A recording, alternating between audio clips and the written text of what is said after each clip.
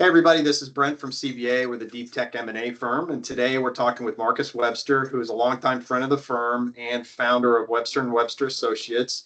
They're an excellent executive search firm that focuses on the same markets we do, which are segments like AI, machine learning, IoT, and the embedded space.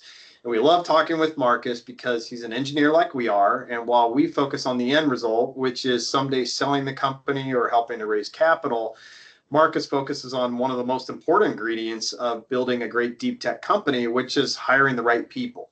And today we wanted to catch up with Marcus for a couple of minutes and ask him what he's seeing out there in the world of recruitment. So we'll let Marcus introduce himself, and then I'll just jump into a couple of quick questions. Well, thank you for the introduction, Brent. It's good to see you again. What we're seeing talking to CEOs is that it's the triage, as I call it, of sales, marketing, and engineering, because you can't have one without the other. Sales and engineering are codependent. If you don't have a good product, you can't sell it. If you don't have good salespeople, you get a good product, you can't sell it. And you need the marketing to make it all, put the word out there to help the salespeople get more leads, generate more leads, and get their product to market and grab more market share. Good. And what kinds of people out of those are in most demand right now in this environment? Right now, we've been actually placing more salespeople this year. I mean, and like last year, it was like engineering the demand because the way the market's been shifting.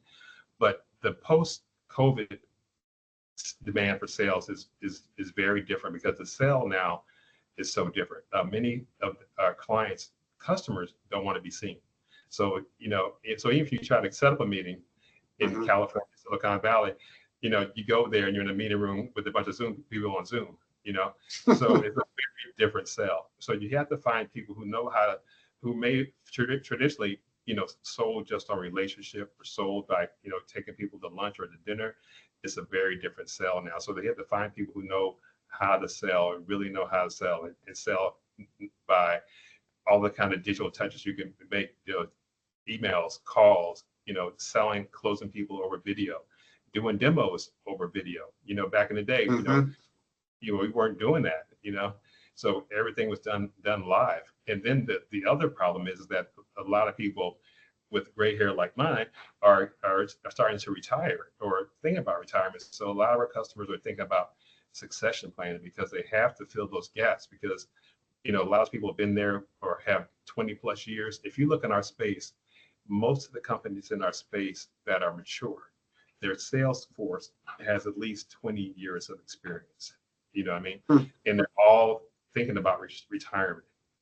So you have to be able to backfill those positions with people who understand the market, understand the technology, understand the industry, and you have to bring in some new blood to fill those spots. And you need some overlap, to have that continuous knowledge transfer. And if you don't have those kind of things, it makes it really difficult. It makes for challenging years ahead. Yeah, it's really funny that you bring up how sales has changed a lot since we got our start. And I started off in technical sales myself, and I can remember driving around with my car in a trunk load of op-amp data books to go take to my customers. So it's definitely a different world doing stuff over Zoom. And now both you and I work a lot with growth tech companies. Both, we're doing M&A and capital raises, and you're helping doing recruiting and staffing. And so here's a big question for tech companies that are in those growth stages. And at what point do these growth companies pivot from having founder-led sales efforts to hiring a professional sales team?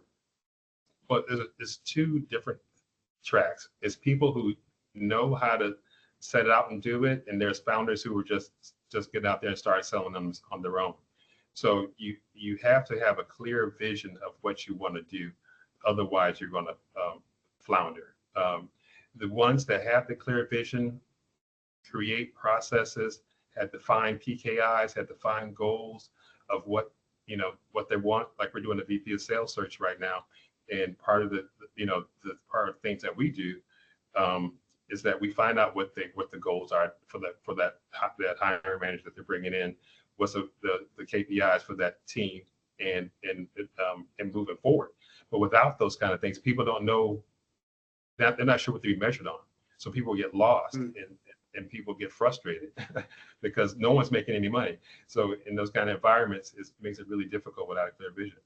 Yeah, that makes sense. And so, so just paraphrasing what you're saying is that before you go off and go hire people, you want to make sure you set the clear objectives for those people so that you don't have frustrated salespeople or frustrated executives, and then they're both blaming each other for lack of results. But a lot of that can be alleviated. And you and I both, we've seen both sides of this, right? That in order to be successful, you want to make sure you set the strategy and the vision before you ever hire the right people. Right. It's, we're both engineers, so it's kind of like the scientific method. You have to have something repeatable. You know what I mean? Yeah, that's good. So if you don't have that process in place where they come in, we not only have to define goals, and thank you for clarifying that for me, but having a repeatable process that everyone can do. Is cookie cutter. They have some kind of expectation. If you do this many presentations, we're going to get X amount of closes. You know what I mean? So you have to have those kind of things in place up front to make it so the salespeople can be successful. And you need the marketing, as I mentioned before, to kind of feed the world the kind of information it needs to get those leads to come to the website or come to the trade show, and have those kind of expectations going forward and generating revenue. Awesome. That's good. That's a great answer. So I appreciate that. I think that's all that we had to ask you for today. We like to keep these kind of short and sweet. So thanks to Marcus for talking to us. Anything else you want to throw into the mix or add to the conversation? No, you can always reach out to us at websterwebster.com. We'll be at Embedded World doing the same deep tech, talking to CEOs, talking to candidates, helping people grow their companies. But we enjoy growing companies and take them to the next level so they can talk to somebody like you. Yeah, thanks. Yeah, we appreciate it. It's a good ecosystem. So we'll drop your contact info in the comments below when we post this on LinkedIn. And thanks for your time today. Appreciate it, Marcus. Appreciate it. Okay. Hope to see you Thanks. soon.